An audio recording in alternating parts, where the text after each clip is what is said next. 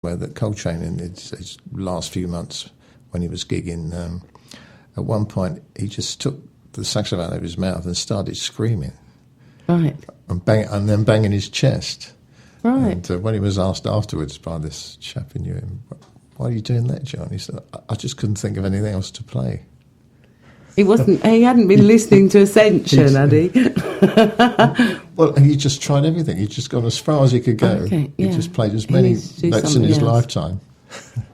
He never took the instrument out of his mouth. He practiced constantly. He fell asleep with the saxophone around his neck. Really?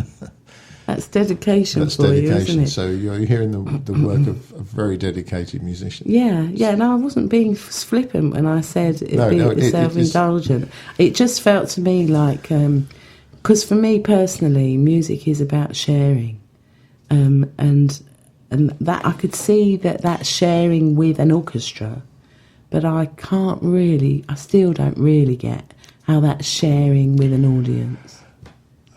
I think it goes beyond. Coltrane was a very religious. Was he? Yeah, very religious. So it was about free form it's a form of worship for him. Really? What he was doing. Okay. Now, the last time that I spoke to you in October, I kind of got the impression, and again I have this time, that the free form and the improvisation is really quite important to you. And we're going to play a bit now of one of your own compositions with a band called Triton, called Wilderness of Glass.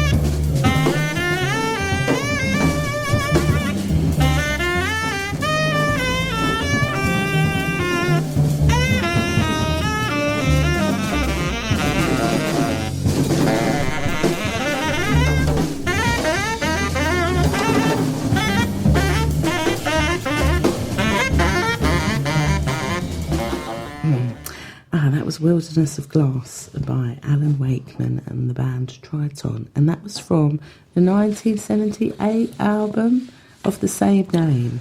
Was. Yeah. Yes. So you were talking to me about that track and how it links into what John Coltrane was doing before. Yes, we weren't playing any time, but it's a three-way improvisation between, after Paul Bridge, who's sadly no longer with us, but a very versatile player, who also used to play with Humphrey Luton. That was the bass player, yeah. That was the bass player, who fabulous. 1 minute would be playing Tiger Rag with Humphrey Luton, and then playing that with us. Brilliant. So we're just feeding off this little melody that I put together, which is actually in the open key for the saxophone, which is B flat. So and I'm also not putting the octave key down on the instrument, which would normally easily play the high notes. So I'm actually letting the instrument decide whether it wants to play the high notes, with me trying to bend the mouth in the right way. So, and I also try to just use those notes, those open key notes. So I don't do anything chromatic. I'm just working with the sounds of the one, and everyone else is trying to follow me, of course, trying to make sense of what I was doing. What were you saying to me about split notes? Well, if you don't use the octave key, and it's very easy on any brass instrument to split notes, and so one note becomes another note inadvertently, or even becomes two notes or three notes, which you can easily do on the saxophone. You can play what they call multiphonics, and you can hear a lot of Coltrane's stuff where he does that. Very clever technique. Yeah, it's a specific genre, isn't it, really? What would you call that? Is that... Well, that used to be called free jazz. Or free jazz. Free jazz, and because there was no structure, obvious structure. Like is the whole of the album like that, Alan? No, we've got one or two things based on chords. There's a waltz. Waltz? There's a waltz in there. A jazz waltz? That's over chords. There's another sort of moody piece that's over chords, over a sort of just a bass riff underneath. That's the only really free track with no time underneath. Everything, all the other tunes are based on time and pulse, mostly in 4. And if people want to have a listen to that, they can get that on iTunes, can't they? Now they can, yeah. But they can also get the CD from Jazz CDs online. Online on your website? No. Well, there's a jazz label which is available on the internet called Jazz CDs. Okay, so people can get the album from Jazz CDs or on iTunes. Okay, brilliant. We're going to have a listen now to Rachael Johnson. Now, she's a young woman from Northampton, a pianist. Yes. Tell me about how you met her and how you ended up playing with her. I know her father. Her father's a singer and pianist around Northampton, and she must have heard me or seen me there and rang me out one day, said I could do her band. And she's about 23, 24, but she's got a very, very interesting, quirky way of writing, and all her compositions are they're just a bit off the wall, and some of the changes are quite hard, but it's quite challenging, and she's very enthusiastic, and she's just put this CD together, which I was very fortunate to be included on. I just thought it'd be nice to play one of these tracks. Well, it was brilliant, actually, because most weeks, Alan, I usually feature a piano piece because it's one of my favourite instruments. So I was pleased, actually, when I listened to this track called Irma, and it's named after Irma Thomas, the soul singer, and it's from the album which has just been released called Original. And this...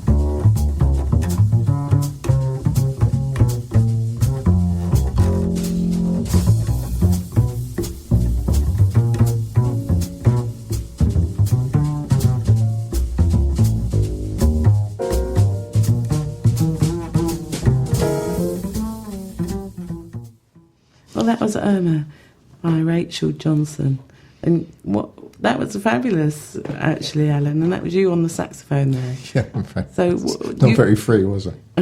What do you want to say about it? No, it's interesting, that particular track. It's that thing about it's like a relay where you pass the baton.